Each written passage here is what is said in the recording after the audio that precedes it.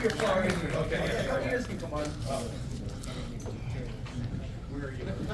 I'm gonna be right here, yeah. And we're right on cue. What's up, everybody? Comic-Con Revolution 2026. Thank you guys for packing the house. Hold on your rings, everybody. We're going to the Green Hill Zone. We're here to celebrate the 35th anniversary of this amazing franchise, Sonic the Hedgehog. Yeah, please have a seat, guys. We have 5 mics, 6 panelists. We have to share a little bit. I try to get 2 more.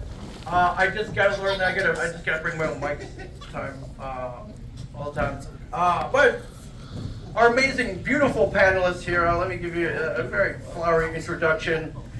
He's the pride of Lakeview, Ohio. You know him as Sonic the Hedgehog, Shadow the Hedgehog. You know him as Sonic X and a multitude of Sonic the Hedgehog video games. Please give it up for Jason Griffith, everybody. Oh, you're a beautiful audience. I don't know where Lakeview, Ohio is, but close. Oh, was it not Lakeview or? Lakeline. Lakeline, Yeah. Ohio. I should know that. I was born in Euclid, so like Really? yeah, I haven't been back. It's a rough neighborhood. I went to 3rd grade in Euclid. Did you really? And you survived? Did you go to Upson Elementary? I did. My parents had spit me out, and then they cut out for LA. Get out of here. Too dangerous here. So Lakeline, Ohio. I'm sorry. This one I particularly love. He is the pride of Middletown and Eatontown, New Jersey. You know him as Silver the Hedgehog, my friends. Give it up for Pete Capella, everybody. Next up, sitting to his left, she is the pride of Auburn University. You know her as Tails. She's a very talented singer and pianist, especially in the jazz, one of my favorite disciplines. Give it for Kate Higgins, everybody. Also, the pride of Oklahoma, Tennessee, the current voice of Knuckles, the Echidna. Give it up for Dave B. Mitchell, everybody. Thank you. The pride of Roslyn Heights, New York. You know him as Dr. Eggman, Gerald Robotnik, everything from Sonic X to millions of video games. Give it for Mike Pollock, everybody. And last but not least, you know him as Shadow the Hedgehog. Extensive work on the Bleed franchise. Give it for Kirk Thorton, everybody. Hey, Kirk! And this is you're an amazing, a very rare reunion of legends, my friends. So you guys are very lucky. You packed the house for sure. 1991 doesn't seem that long ago to me. I don't know about you guys. 35 years. I had a couple fun 1991 facts. So Sonic the Hedgehog released a monumental day, June 23rd, 1991. Video game history. So we're spreading video games, animation, films, merchandise. Many things. So, 1991, top movie, T2, Terminator 2, James Cameron. Top song of 1991, Bryan Adams, Everything I Do It For You. Robin Hood, yeah. Yeah, and you know, all right, that's an alright song, but also 1991, the release of Nirvana, Smells Like Teen Spirit. So, yeah, for sure. Also 1991, known for the fall of the Cold War. So, I'm going to give all credit to that to you guys, though. Mike Pollock in particular. Mike Pollock, everybody. I thought Mike started the Cold War. Yeah, And I put on his sweater and it was all done. it was great. Started and ended. Like, it's very talented band. Very talented band. This is kind of my cheap way to get you guys to do a line, but my first question is there a line from the anime, from the video games that you hear and you're like, man, I actually nailed that one. Like, that was, like, I love that line. I'm going to give you this mic, so you don't want to hear from me. Oh, okay. I do want to hear from you. That's a great question. My favorite line now is not from the anime, it's from the fans. I just love Latinas. But as far as Sonic goes, the first line I had to record on my first day for the first episode of Sonic X. I had to do about 20 takes because I couldn't get it out of my mouth in time. It was, don't use Formula 1 race cars when chasing hedgehogs. I had about that much time to get it all in and to make it clear, so they had me do it over and over. And by the 5th or 6th take, I was like, oh, I'm gonna get fired. Hey, they asked for one line, dude, so just stop talking. Yeah, well, if I'm gonna go with the fan one, of course, the one that everybody asked for is, Approved. Do you know the way? That was the other one people like. But there's two that I have. I'm going to take two, Pete. So You're going to take 4 at this point. That's right. Well, you'll have your turn, mister. Unfortunately. There's 2 lines. We all love each other. We really do. There's 2 lines that are from the prologue for Frontiers, which is my favorite of all the games that I did. Because they're really good character things. One of them, everybody always cuts me off halfway through the line because they think it's the end of it. So wait till I get to the end of this one, but he says, he gets attacked, he says, "Oh, ambush, huh? Your funeral." I love that. But also, there's a really great piece of character development in that thing where he says, "I'm all alone. I've never needed anyone or anybody. But sometimes." Oh, I love that vulnerability moment. Where we really get to see a little bit more into Knuckles' character. That's what I love about that. It's awesome. Beautiful. Woo-hoo-hoo. I know what you want me to say. My favorite line, which I think is very important these days, is "I will protect the future." But what you want to hear is "It's no use." Quick and to the point. Correct. It's okay. Has nothing to say. Thank you. It's okay. I've really got nothing. Because it was a long time ago that I was Tails for you in some video games. So I'm gonna ask you, what did I say the most in Sonic? Colors, Generation, the games that I think put Tails back on the map. What did I say? We can use it as a ramp? We can use it as a ramp! Doing my best, buddy. Keep flying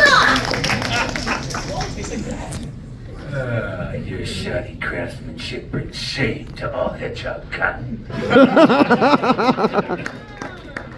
As I lurch towards crotchety old man, Sonic Boom brings us, "The soup is cold, but the salad is hot! How is that even possible?" Give it up, everybody. That was awesome. That was awesome. And I got one more that I'm going to throw out to you guys because I'm not going to hog all the questions. But do you guys remember that first day? You mentioned you had 20 takes that first day in the booth. Do you remember that first day in the booth recording Sonic Lines? Was it an Eminem moment? You know, arms weak, knees are heavy, on spaghetti. Was it was it nerve-wracking?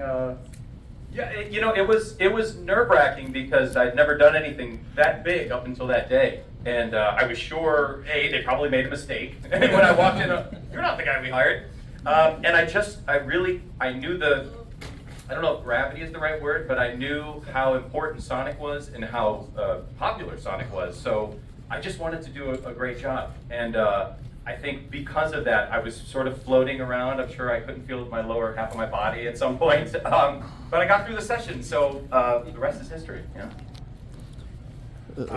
Funny thing is, I didn't realize. I mean, I knew how big Sonic was. That was obvious, and a legendary franchise when I joined. I had no idea the impact on my life it was going to have, though. I mean, you've all been amazing to all of us. And the thing that gets me into most cons, I've done a million things, but the thing that gets me through the door is always Knuckles. And I had no idea that first day that what a change in a massively positive way that was going to be for me. So thank all of you that have made that such a hugely impactful, positive part of my life.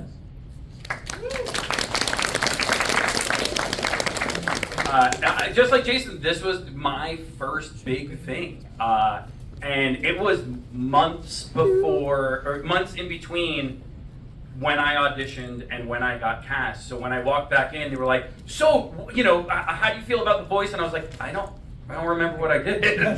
Can you play it back for me? But I was also sick, and I didn't realize there was going to be, and this I think was common for a lot of us, there was a director and an engineer and a translator and then 4 or 5 producers from Sega Japan who spoke 0 English. Yeah. And so it was crazy dealing with people that didn't even speak your language and bringing this new character to life. So yeah, it was very, very nerve-wracking. Mm-hmm. That's very lost in translation when Bill Murray. 100%. It's like, more intense! More intense! Yes.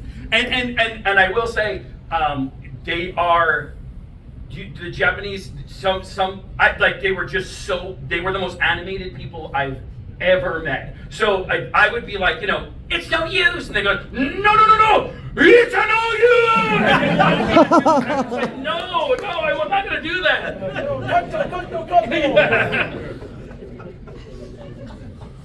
I don't really remember the question. Well, you remember your first day recording Sonic lines in the booth, and was it nerve-wracking? Was it a lot I of do pressure? recall a lot of Japanese people, and nothing weird about that. It was a lot of Japanese people and not much English spoken, and but it seemed to be going well. They seemed to be happy. I remember just because when you're talking like this, you just get a lot of smiles. So they seemed very happy. Yeah.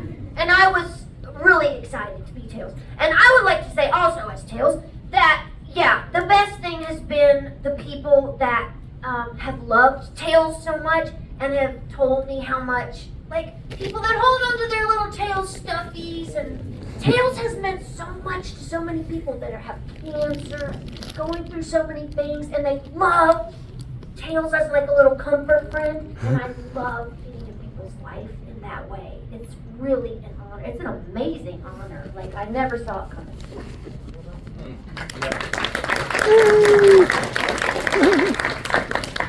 Well, I just started out, with Orbot, and then they kind of dropped Shadow into my lap, and I had no idea who Shadow was, but he was just kind of a cameo for the longest time. He'd pop in and out of things, and I'd say, oh, he's cute, yeah, he's fun, he's edgy and tough and cool, and it wasn't really until the year of Shadow that I went, oh wow, this really is something, and I got to learn a lot more about the character, and then it's exploded and just changed my life. And I still love doing Orbot and all the other little guys I get to do. So, yeah, it really kind of starts with Sega, who treat us like family, and the fans treat us like family, and it's all this big, huge family that's just warm and loving, and we're lucky to be a part of it.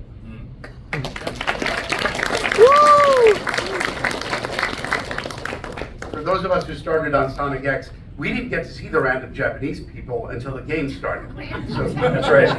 We had our New York-based producer and director and engineer, not necessarily all together. And then the game's Shadow the Hedgehog came, and then suddenly were these random Japanese people. But dealing with Sonic X, it was not as epically legendary as it seemed. We were just, okay, we've got to get this thing dubbed, and we're doing the Deep Bristow thing that they wanted me to start with, which lasted a couple of episodes before they said, not so Deep Bristow, thank you very much. And then it just progressed into the games, and then it's like, oh, the games are really popular, and I had heard about that, and I'm now experiencing, and that's really cool. And it has been the coolest ride ever, and you've been the most awesome fan. Thanks very much. All right, who's got any questions? Throw your hand up, and we'll get. All right, you back there. You got the first one. Kick it off. And you can yell, project. Out of all the vocal themes, which one would you guys say is your guys' favorite? Like all of y'all. Out of all the vocal themes, Like the songs? Yeah.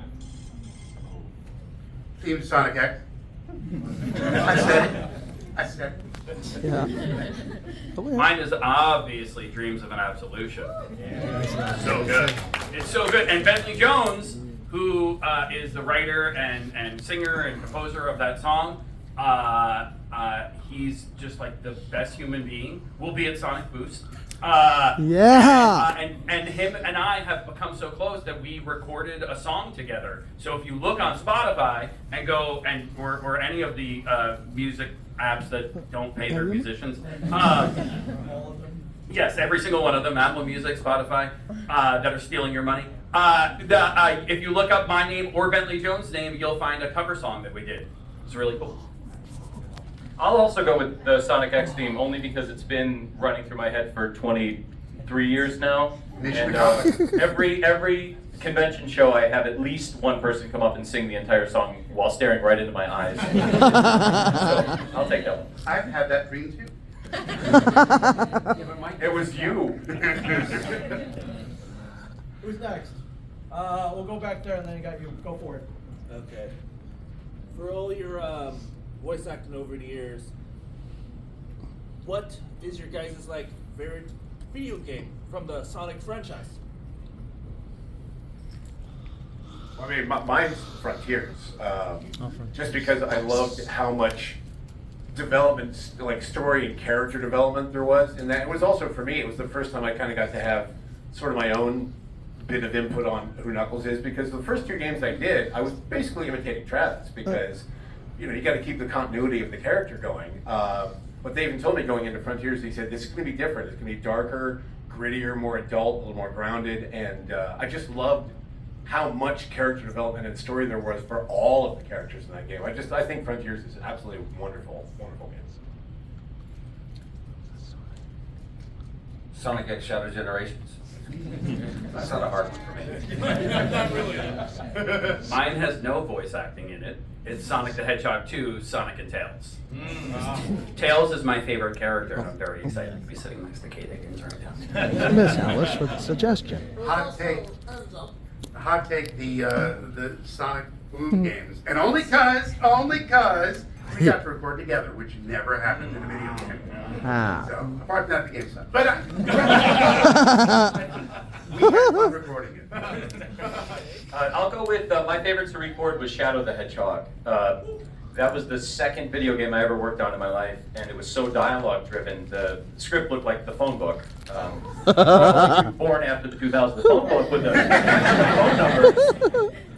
And also, I got to swear and have a gun in that game. So every 23-year-old's dream come true. And there you go. That's the cover of the game, everyone. Oh, that one. Oh, yeah. Thank you very much. You had a question, right? Do you guys have any affiliation with a DC collab? No. Oh. No, I mean, I think, so I'm a comic book nerd, so my affiliation is that I love it. But how cool is it that we are, you know, the Hedgehogs and all their friends are superheroes. I mean, they have I remember specifically when I first got Silver and they were telling me about his powers, I was like, oh, he's a mutant. Like, he's an X-Man. And so, yeah, I love that there's the crossover. Just yesterday I got to sign a comic book as Sonic as the Flash. I thought it was the coolest thing. I've never seen it before, and I went to open my paint pen and it just whoosh, all over the cover of this, this comic book. Are you here? Sorry again. It's okay. I also ruined my shirt and pants, so I hope that makes sense. If you'd like that to be more ruined, I have leaky pens too. One of the fun things for me was because Knuckles is Superman. So I get to do this really cool hybrid thing when I sign things for that, which is, look, up in the sky, it's a bird, it's a plane, it's an echidna. So it's cool to get the titles together. We'll go to you next. Go for it. Oh, hi there. My name is Jonathan Patterson, and I am very glad to see you guys again, not only from Sonic Revolution, which, by the way, Dad took a couple of years ago, but also just because I also have watched the movies as well, and I'm very happy that the 4th movie is coming out very soon, and I would like to ask this question to all of you. Now that we got 3 of the films, including Sonic 3 with Keanu Reeves, what do you guys think of the cast of the Sonic film? Because your friend Colleen O'Shaughnessy basically, Colleen got to be in the first, second film as a little cameo for the first one. And I just wanted to know, what did you think of like the actors for that one, including Jim Carrey? Sorry. I liked him enough to hire him. That's good enough for me. Yeah. Thank you, Mike. All I know is just for all of us, the fact that they put Colleen in it is the greatest thing ever. Because I adore her as a human being, and she's wonderful in the role, and at least one of us made it in. So. Also, like, even if we don't get to be in those films, you guys get to enjoy Sonic in a different way. And there's nothing wrong with other people's takes on things. I love that they hired Ben Schwartz as Sonic because he's an improviser first, and I think that's such a cool. He's like an actor, and that's such a cool thing. And we have everyone from like this funny improviser to John Wick. You know, like how cool is that? Like it just runs the gamut of actors. And when Sonic 3 came out, it was bigger than Marvel and Star Wars that year. How amazing is that? And that's because of you guys. So how cool. Yeah, the casting's been pretty amazing. They did a great job. And I've learned if you want to be in the film, that you can buy tickets right at the theater. I literally stood in front of the screen while watching it, telling everyone, "Look, Silver's in it." Were you trying to I honestly, I would love to meet Idris Elba because I'm a huge fan of this actor. So I'd love to meet him. Idris, stand on up. Also, let's not sell Lee Majdoub short. He's all of our friend, and he is one of the sweetest, funniest human beings on earth. Yeah, he's. Thank you, guys. Go here, and I got you next. Woo! Yeah, just to age myself, when I was a freshman in high school, that's when Sonic came out, and I'm 50 now, my little guy's is 10 years old, and I just think it's just so amazing that it's not only age for all ages, but it's also for the children, the grandchildren. It's just amazing. But my real question is, what was your favorite country to visit where people were just wildly happy?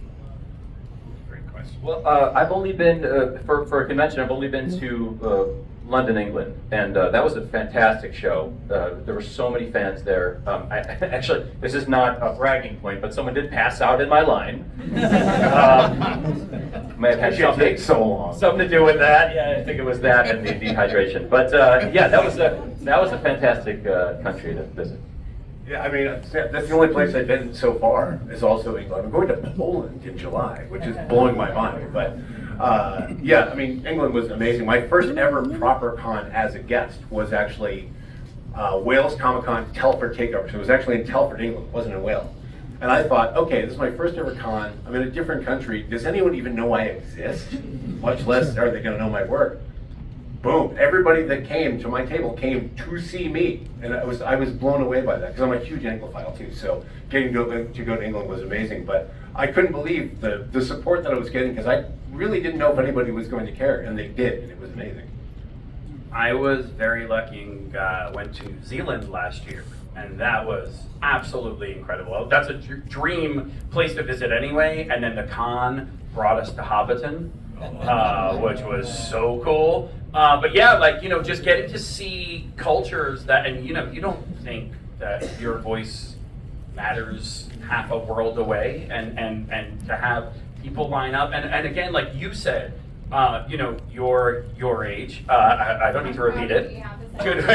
Good for you. Yeah, and he's 10, and like to have people like 40-year-old men get emotional in line, and then 5-year-old kids quoting your character is just such a beautiful, beautiful thing.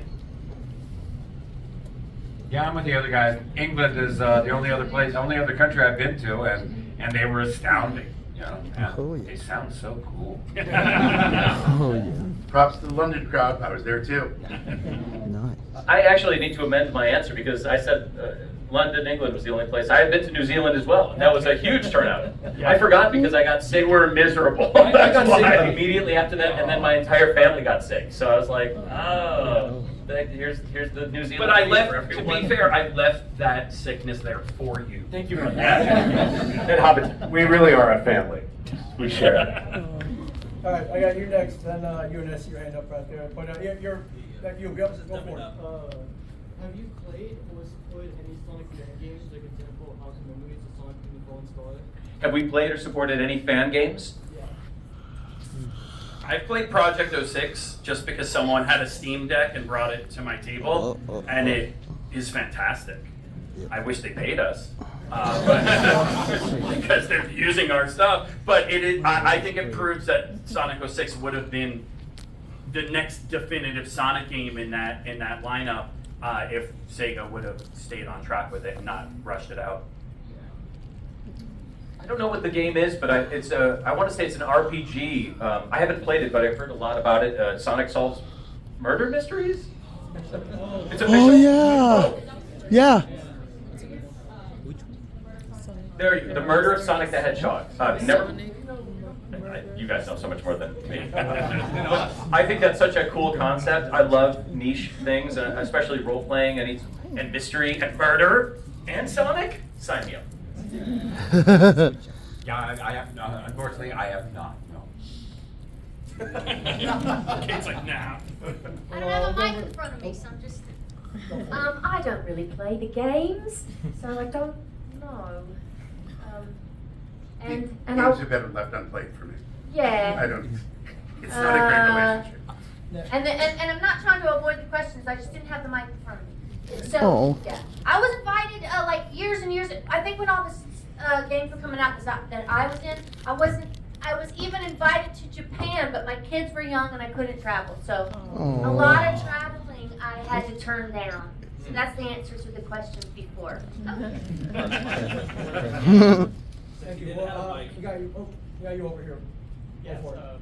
I know Jason described having a hard time with the Formula One line. Did anyone else have like a hard time reading a specific line, whether it be like really funny or just had a hard time getting it out? Always. Constant.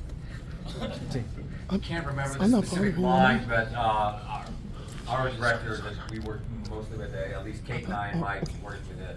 His name is Jack Fletcher. Wonderful director. I was working, and we usually do, they'll have us do like an A, B, and C take. Give me 3 in a row. And I got one out, and then I stumbled, and I stumbled, and I stumbled, and he said, Kirk, stop. Just stop. We got it. We got it. Because he knows that I will just keep banging until I get it out. You have a mic in front of you, good lady. It's okay.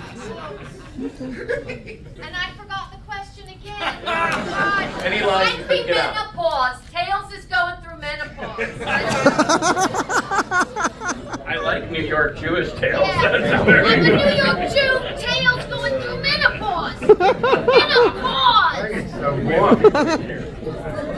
I didn't think I had particular trouble, but I remember the first line I ever recorded as Silver was just for the trailer for E3 that year. I just went in and recorded one line, and it was, I finally found him, the Iblis Trigger. And they're like, Pete, that's awesome, that was great. I was like, what the hell's an Iblis Trigger? And I didn't know until the game came out. Exactly. Iblis. It's a part on a woman where... No.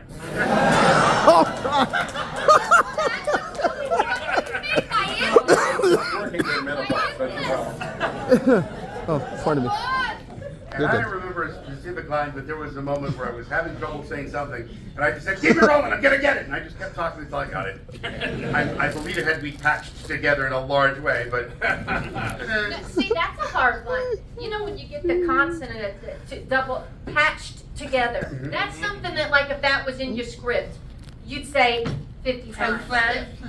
Yeah. I do like also because, like Kirk, when I'm recording video games, I usually do an A, B, a C, a D, an E, an F, a G. and it's so funny when they're like, yeah, let's use the A take. And I'm like, I did all these other takes. And they're like, we liked what you did initially. So. Thank you. I'll go. You back there. I got you next. Go. You have to yell. Okay. My question is, do you guys have Sonic characters that you like that weren't the ones you voiced? All of them. Yeah, I think Knuckles is awesome. Yeah, I'm a huge fan of Tails in every iteration. So. Yeah. Nice. Aw, thanks. Aww. I mean, I don't. go ahead. No, please. No, you please. No, please, I'm talking. You have a microphone now! They're all amazing. All the characters. All of them. He has a mic. Yeah. I already said I like Tails. Yeah. I don't say it anymore. And as Shadow, I should not be a Sonic fan, but I love Sonic. Yeah. In Sonic X, Bokun, only because that was Andrew Reynolds doing that voice all by himself. I can't do that. Yeah, we're also the Werehog. The Werehog is really good. Yeah, there's not one that I don't like, honestly. And I love everybody's take on like all the different versions of these characters. It's so cool because it's been around for 35 years. We're all like, 4 and 5 actors deep in these characters, and I like all the Knuckles actors. We're all friends, and we love hanging out together. We love everybody's take on the characters. So Yeah, it's a beautiful thing that there's, in every version of all the characters who are all great, I feel like everybody was great in their own version. Mike, who was the maid that you played? That was Ellen the maid. That's my favorite. Thank you very much. Yeah. Yeah, I could do that voice. I just can't do Boku. I don't know how that works. And I just thought of another favorite. Dave the intern from. All right, we're going right here. Just want to say thank you to all of you for your contribution to Sonic Hedgehog universe throughout the years. My question is it harder doing voice acting in video games or in animation? For me, I would say video games. There's a lot of, I've done things like Call of Duty, and there's a lot of reactions. There's a lot of die small, die medium, die big. That can be really vocally taxing. I find dubbing anime easier, much easier, because 9 times out of 10 it's already dubbed in another language. And so we get to see what they do. We get to hear the inflections they did, and then make our own choices based on that. With video games, you're not seeing any picture until the VR comes around. So everything's wild, basically. You get the script, you don't get the director's there to basically paint the picture of what is going to be on screen when you're doing it. But that requires, I think, more imagination. Unless you're localizing games, which you end up doing the same thing. You're taking a game that was in Japanese or another language and then having to. And there is an interesting thing, like what Pete was alluding to, that there are cultural differences in performance between Japanese voice acting, American voice, and they're very, very different. That one's not better than the other. They're just very different in the way that they're expressed. So that's always interesting, trying to sort of honor the intention of the original performance, but while also making it fit what people expect from an American video game or American performance. So I think games as a general rule, just because of the effort, the physicality of it, I feel like are more physically difficult for sure. But they both have their own challenges, and they both are rewarding at the same time. So there's also, I think, that everything's kind of changing, where video games used to be like this big thing, and now it's just like, hey, like, give us Citizen Kane. Yeah. They are these big, beautiful, open world, grounded acting things where, and animation is, I feel like, is some of the opposite now, and that's bigger and more cartoony. So I guess the games they always say cinematic now. Yeah, games are Cinematic incredibly performance. cinematic. They're movies, and video games if you combine the movie industry and the music industry and the TV industry together, their net worth that they're making is nowhere even near video games. That's how big video games are now. So they kind of are the next movies, and that's why most of us come from just an actual theater and acting background, and that's why it translates so well. Now, hear me out. Super Citizen Kane Brothers. Hey, it's me, your Rosebud! Did anyone get that reference? Right. Yeah. Yes, you, sir, I believe. Right here in the blue. Oh, okay. I know my birthday is coming up in 2 days here, but my real question is... Will we sing happy birthday to you in character? Sure. Nice, Jason. Yeah, right. What's your question? But my actual question is, aside Sonic games, have any of you voiced any characters based on Yakuza? Crossroads has given me too much influence, though. Sorry. Based on what? Yakuza? Yakuza. Yeah, I've been in several of those games. Yeah. Nice. I don't know. Maybe? Yeah, Not as far as I know. Yeah, I've been in a number of the Yakuza games. Yeah, cool. Yeah.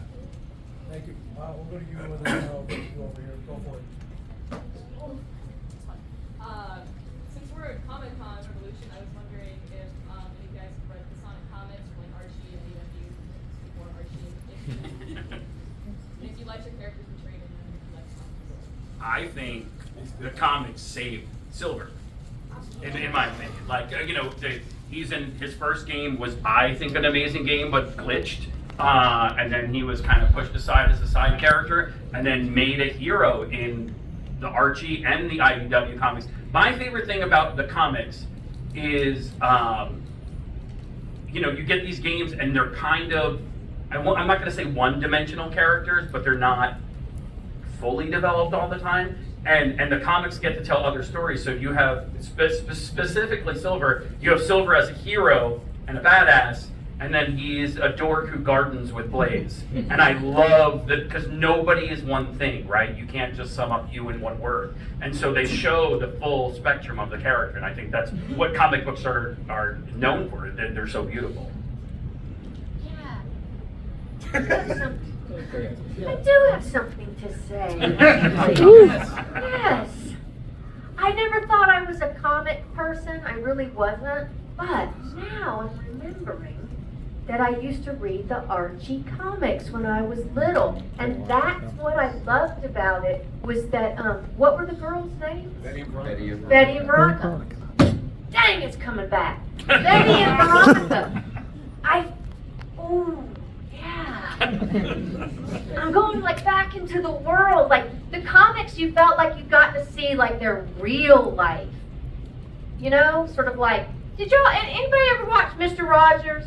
Oh, yeah. Okay. Of course. Okay, and then you know that the trolley comes along, right? And you get on that trolley. And you go back behind that wall. And remember the episodes where you got to go into the castle, into the king and queen's bedroom? That's like... Wait a second, was this Mr. Rogers? Yes. It's on the internet, maybe, but... That's equivalent to like reading comics. I always felt like I got to see their real life and more of what was really going on with them. I just realized something, too. So Archie and Reggie, that's kind of like Sonic and Knuckles. Yeah. It's kind of a parallel there, I think. Thank you. Thank you. Handsome gentleman in the plaid shirt. Hi, this question is for Jason. You look like family to me. This is my father-in-law. Oh! Anybody from the San Diego area in the early 80s would have known him from KGB Radio. One of the DJs, Mike on the mic. Fantastic. He taught me everything I know, this guy. You're going to let him link to this day. Yeah, well, prefacing my question, I did work in radio. I never considered myself having a good voice or personality. But I got lucky. All you folks here have surely been asked a million times, how do I get into voice acting? Question is, if you, a lot of musicians are naturally talented. They can pick up a guitar and play. Artists can do painting, sculpting, they're naturally talented. You all appear to be naturally talented with your voice and your characters. Someone who's not naturally talented, what would you recommend? Wow. Yeah, you're going to get probably, I think, the same answer from all of them. Yeah. You know, go ahead. I was going to say, when people ask me all the time, how do we break into voice acting? I tell them, you want the honest answer? I have no idea. It's so different now than it was 30 years ago when I was starting out. But the one answer I think we would all give to this question is, if you want to be a voice actor, study acting, because it's acting. I hate the term voiceover artist. I won't use it. I hate it because it negates the only important part of what we do, which is acting. Yeah. So to be a voice actor, it's about studying acting. And it's funny because I think most of us too probably have a musical background. I do. I'm a jazz and classically trained musician. And that informs what I do every day as an actor, especially as a voice actor, because we don't have the visual aspects to convey what we're doing. So there's so much music in what we do because it's an auditory art form, voice acting. Yeah. But ultimately, voice acting, on-stage acting, on-camera acting, it's all the same thing. We all have the same goal, which is to tell the truth. It's the only thing an actor does, is just to tell the truth. That's it. Even when you're lying. Yeah, well, especially when you're lying. It still has to be the character's truth. Whatever is true to them, that's what you do. I would add to that. I would say two things. One thing I've started thinking about recently is you really need to be directable. When I first started, I made the amateur mistake of thinking direction was criticism. So anytime I'd get a piece of direction, I did commercials and whatnot before I did Sonic, and I would think, oh, they hate what I'm doing because they want to change it. And it wasn't until later that I put two and two together and realized this is a collaborative art. There's a director there for a reason. A lot of times they're trying to keep the story on track. They're trying to, they hear something possibly that you don't. So it's very important, and we all love having directors. They know the big picture, where right. we don't. Right. And line reads are a gift. Sure, yeah, a lot of people don't like line reads, but you know, you Give me a can- line read, please. It's instead of 5 minutes of trying to explain what we're trying to get, read it to me once. Yeah. Even then they'll say, oh, it's not going to be good. It doesn't have to be good, but I'll understand what you're asking me to do. And the last thing I would say to your question is, naturally talented is great, but perseverance and practice beats naturally talented every single day of the week. Someone who sticks with it and gets better, again, like the very first voiceover job I did was for a Zit Cream commercial, and I walked out of there thinking, I'll never do voiceovers again. I was so embarrassed. The producer actually came into the booth with me, shut the door so nobody else could hear, and she's like, hi, do you remember what you did for your audition? Yeah, do that now. And I thought, oh, this is horrible. And so I remember thinking, as goes through your mind, I'm walking home after the session, I'm thinking I'm gonna call my agency. Never send me on a voiceover again. I'm so embarrassed, I'm so sorry, please apologize. The next day I got another audition and I booked it. So you just keep going, you know. Real quick, because I know you guys want to get questions out, but to add on to that, I think it was Mark Ruffalo, somebody asked him who's the best actor he ever worked with, and he said, you don't know him, he gave up before he made it.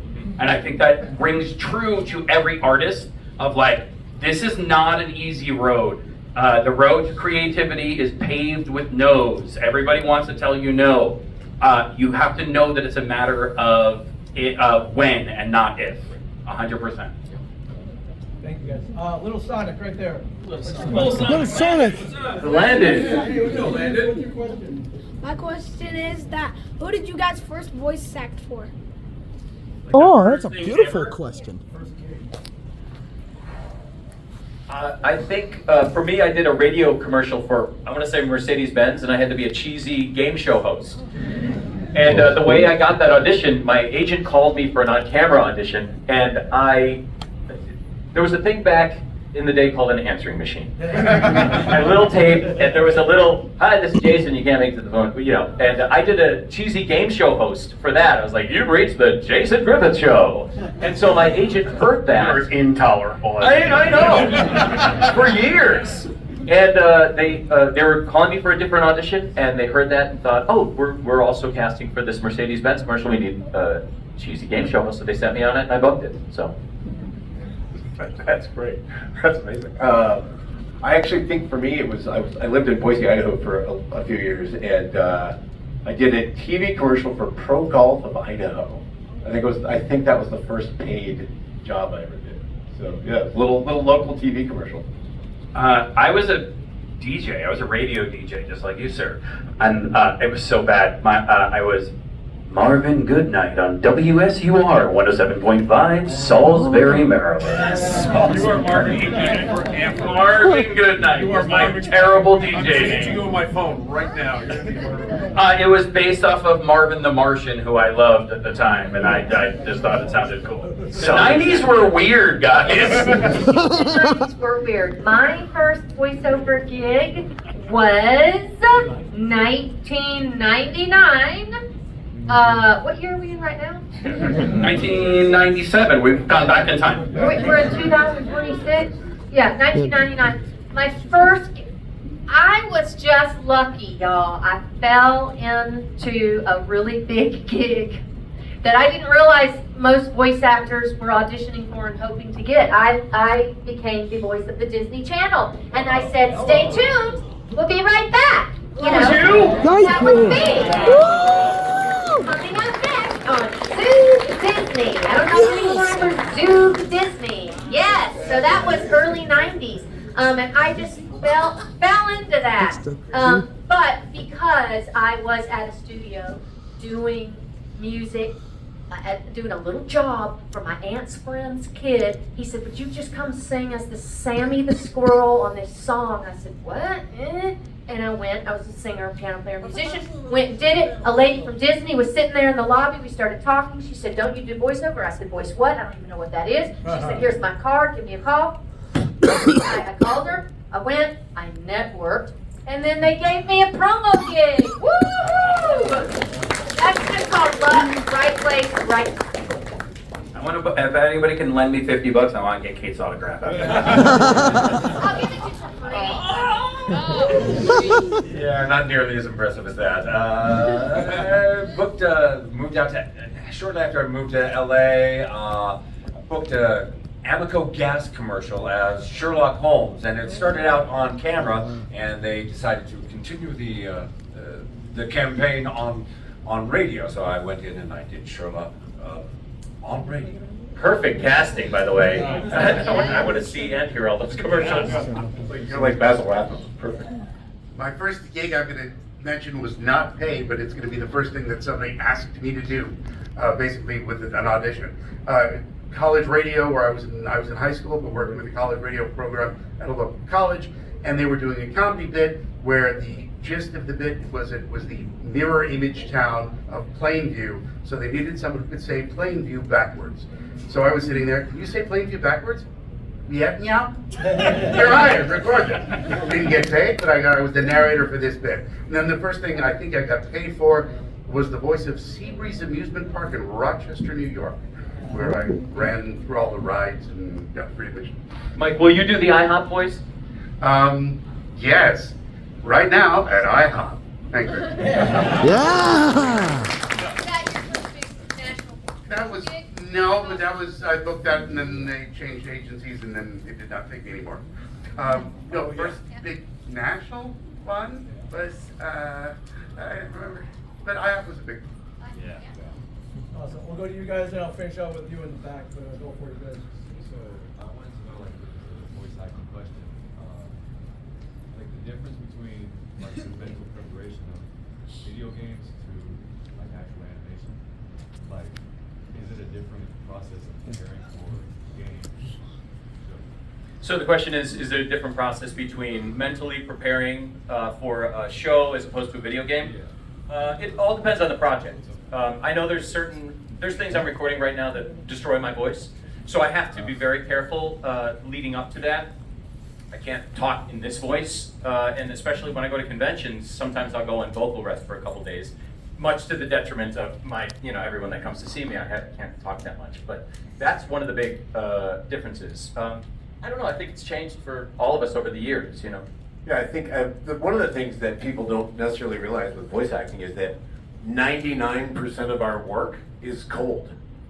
We don't see a script until we walk into the booth. Sometimes I don't know which character I'm playing. Sometimes I don't even know what project I'm working on.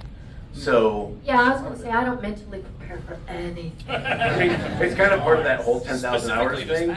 You're right. You have your, you kind of have your training and your experience and all of that you bring with you, and so hopefully on the day, they put it in front of you, okay, all right, they give you direction, they give you some context, and then you take all of the work that you've done before you've come into the booth, and you kind of get to apply it there on the spot. But it is very much, voice acting is cold reading for the work almost all the time. Very rarely do we see a script before a session. But I think that has a lot to do with the actor too, right? Like, so I started doing improv when I was 14, 15 years old, like on stage getting paid to do it. And I think if you do know how to prepare, if acting is the first thing, it should always be the first thing, then part of that preparation is knowing to just drop it and move on and do something different. And so I think that should be part of everyone's mental preparation, is to just be ready to do the work as a human being and an actor beforehand, so that you can walk into a booth and do anything. And we have the advantage of not having to do it live, so if we screw up, we do it again. Yep. Or memorize. This also helps. Whether the weather is cold, whether the weather is hot, we'll be together whatever the weather, whether we like it or not. That's beautiful. Tongue twisters. Thank you. Thank you. We're going to finish off with you. You're going to have to yell. So, Oh, no, that's fine, yeah. One last question to bring it to closing. In no particular order, what would you say are some of the most demanding or difficult performances you've done in voice work? I can't talk about two of them because I'm under NDA right now. So those two. And I think for me, it was the Werehog, anything for Sonic Unleashed, because I was so sick during those sessions. But I had to do it because back then we didn't have Zoom and everybody flew in from Japan. So even though you're sick, you still show up to do the job because they have a date that they're flying out. That was the hardest. I had a throat infection. I was feverish. I was chilly. I was in chills. But I still had to go and scream my head off every single day, which made it worse every day. So anybody who loves that game, I'm eternally indebted. Yeah. Thank you, because it almost killed me. I may have one specific one that comes to mind. I don't remember if it was one of the Spider-Man games. It was either Shattered Dimensions or Edge of Time. I can't remember which one. But I was playing Otto Octavius, so pre-Doc Ock Otto Octavius. And I get to the session, and the director is a friend who, his kind of thing was to always kind of bust your balls during a session, but that was his way of keeping it light, and he knew it was never serious. So we get there, it's on a Friday, I'm thinking it's a callback, it's actually a session. Like, oh great, okay, I'm doing the job now right now. And so he starts going through the script and he gets really serious all of a sudden, which he never was. And he said, I am so sorry. If I had realized we would have split this at least into 2 sessions. Fortunately it was Friday, last thing of the week. But I had Otto, I had like Militia 3 and Guard 5, which they usually get up to 3 characters per session for the contract. I had about 6 pages of actual dialogue and no joke, 22 pages of screaming. Transforming into a creature, lung ripping, firewalled, top end of my voice, screaming. It was one of the Spider-Man games.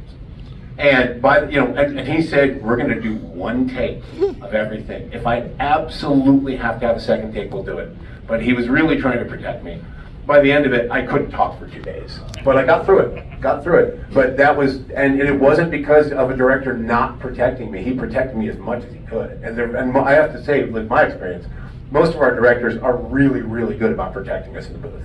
But yeah, that's my horror story for performance. That literally destroyed my voice for 2 days. So Physically, something I'm under NDA as well, but I walked into the booth and they said, here's tea, I didn't know this, by the way, I booked another role, and they said, here's tea, here's lozenges, here's this, and I was like, wait, why? And they were like, oh, you're gonna rip your voice out today. And then on the other side of that, the most challenging other role was, I played Tanger Christensen in The Most Popular Girls in School, and if you don't know what that is, and you're over 18, it's not racy like that, but it is raunchy, a lot of cursing and stuff. And but I played an LGBTQIA plus character, and I am not. I'm a cis white man. And so challenging in that I had to approach all of my friends who are LGBTQ plus and say, hey, is this okay? And what do I not do? And that was very important to me, was to portray a character that was not just a stereotypical character. And so that was a big challenge for me, and I hope I did okay. Wow. Thank you. You stretch. You're a man. Yeah. None of those things. I identify as a flower.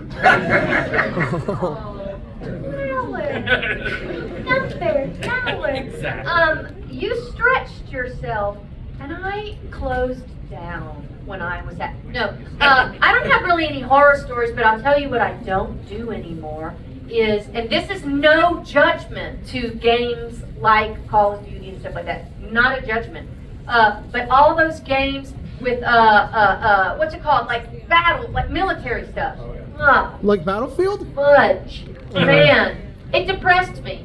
It made me very sort of like, it made me feel angry. It made me, now that is acting, guys. You really experience that, because you're not playing mad, you really get mad. And I thought, I don't want to feel like this. So I told my agent I didn't want to do games like that anymore. That was about 12 years ago, and I've never even auditioned for them. It didn't knowing feel, yourself is a hugely important part of it it. didn't feel good to me. I couldn't leave it at the studio. I would walk away from it, and I still felt eh. So I was like, leave it to somebody else who who feels more empowered doing that stuff. To me, it was too, I didn't like it. I think because of my theater background, I had a reputation as being one of the guys who they say, oh, Kirk can yell for hours. And so I was cast in a game from, what was the bug? Starship Troopers. It was a Starship Troopers game. And I've been out directing WWE SmackDown versus Raw. I'd been on the road, and I was going back out on the road, and I didn't have any time back in LA. Usually we work a 4-hour session, so screaming a 4-hour session. We hate doing it, but we get through it. And they said, well, we've got 2 4-hour sessions that you've got to get done. And I was only going to be in town one day, so they said, okay, you've got to do them both in one day. So I screamed, bugs! For 8 hours. And yeah, that was a good throw. I can feel that. Yeah, the challenge is showing up when you're sick, which common wisdom would be don't do that. You don't really have a choice. 2 things. One of the very first commercials that I booked was for Capella's gift baskets back in New York. And I was okay when I auditioned, but I was full on with a cold for the booking. So I brought throat coat tea and stuff. The good news is it wasn't a very pretty voice. It was a whiny office guy. So it sounded great with the cold. But the most interesting one was some video game whose name I should remember, but I don't, where I was basically NPC.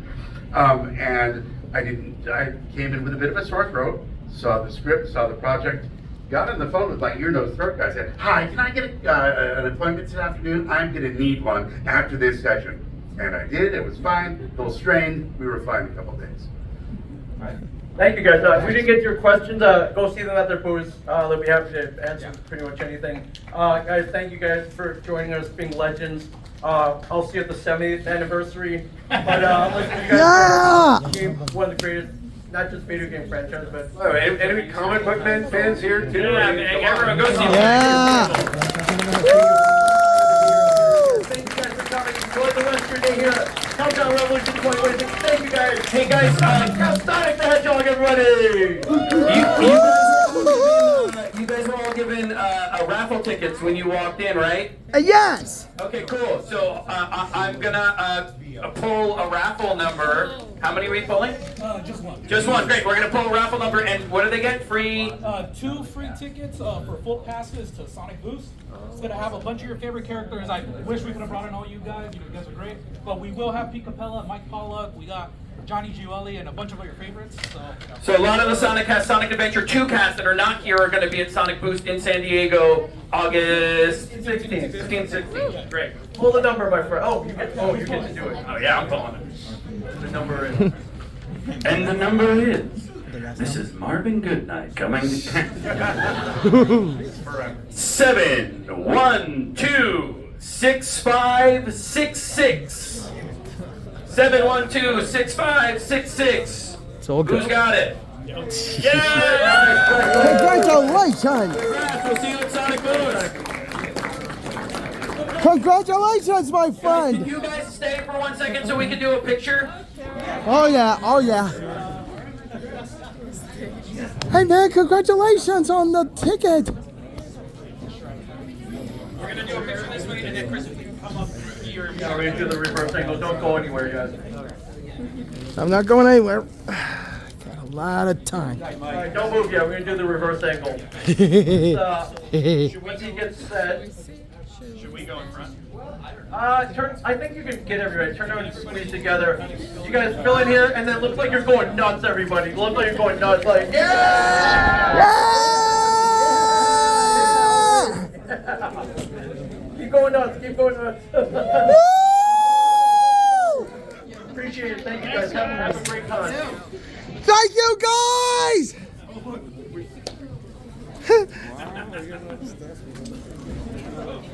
Thank you everybody! Oh, it's on to me.